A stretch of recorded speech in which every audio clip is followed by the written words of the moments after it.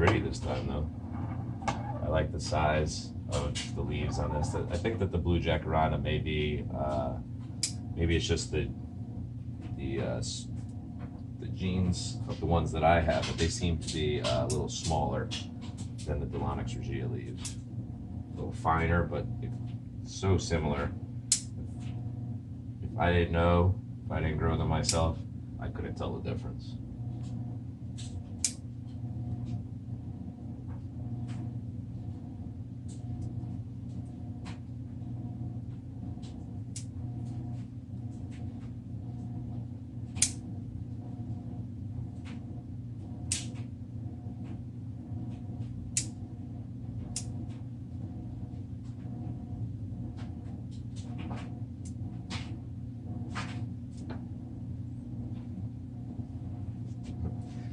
Alright, so you can see here we've got this comes out to the side, and then we have this branch here which has a nice attractive shape to it, and then that divides into two here.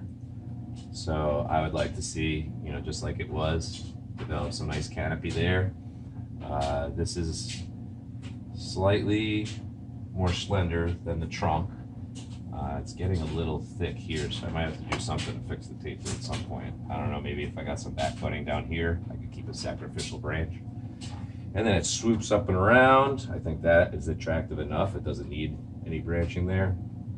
And this one divides into two as well. So it's coming together. I think, yeah, I like that. Comes up, breaks into a Y. So I'm thinking that would be the front. Yeah, I don't want the swoop coming towards it. Where do I? Maybe that's the front. Oh, we'll have to decide another time.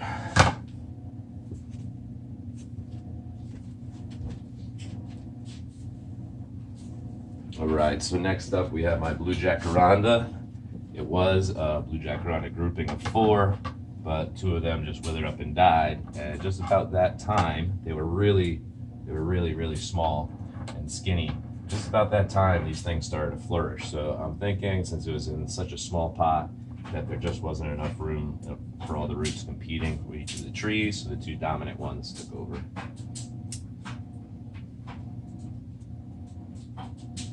And I planted them as a grouping of 4 simply because they came up really tight together as little seedlings. So I didn't want to disturb the root base after I transplanted them. So I said, all right, well, let's see if we can do a little grouping together. And now it's a couple. So these ones aren't really swooping or looping or doing anything like that. They have a little attractive sway to their trunk. But that's the best part about seeing these things actually in the tropics, because they all look different. They all have a different feel. Some are short and thick and have these tremendously thick canopies, and then I've seen a lot of them that are actually pretty leggy. In Barcelona, Spain, there are a lot of these. Well, actually, they were probably Delonix Regias, but like I said, it's hard for me to tell the difference because they weren't in bloom or anything. But there was a few that were nice, really thick, but mainly they were tall, skinny, and like the branches were reaching everywhere.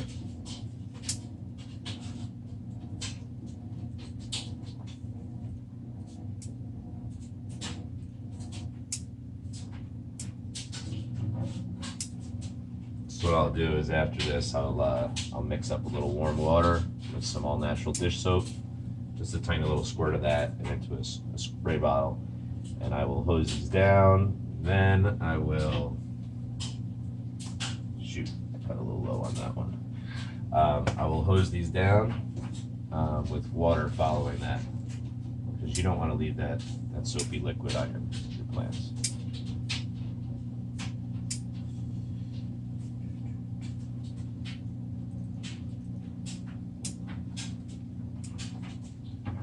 Right, that does it for that one. And then I have one more planting of 3 blue jacks.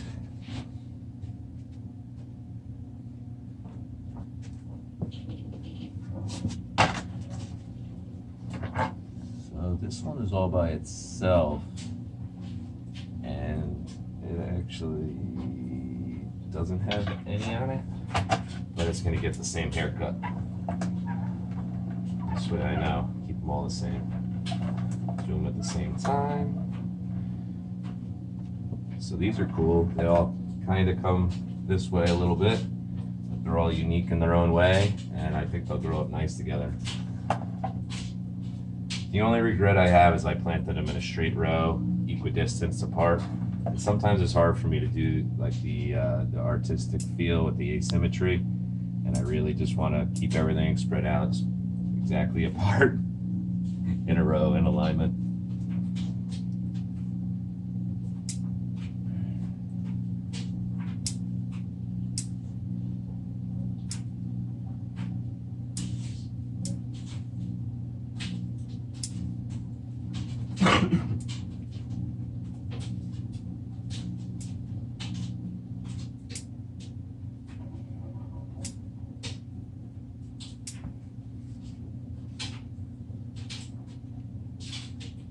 So really accentuating the preventative stuff for this corona.